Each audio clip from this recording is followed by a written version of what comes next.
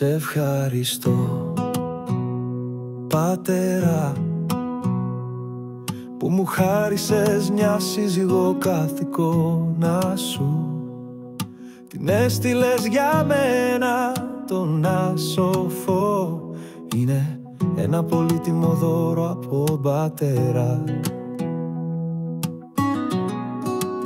Σε ευχαριστώ ξανά και ξανά. Το πιο πολύτιμο δώρο σε όλο τον κόσμο.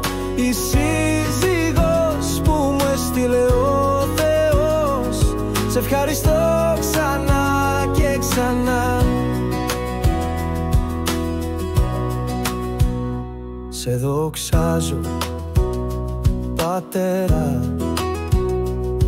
που μου χάρισες μια σύζυγο σαν τον Ιησού.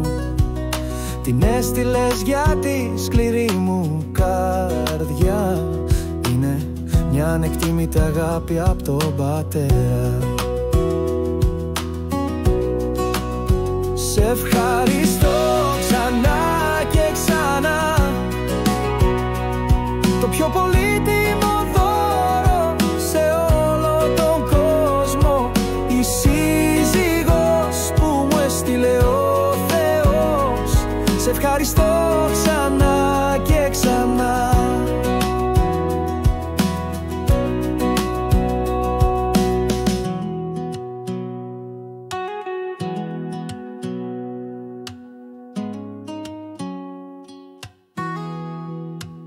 Σε ευχαριστώ, Πατέρα.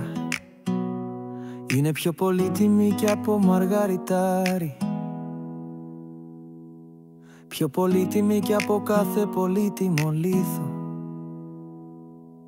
Το δώρο του Θεού.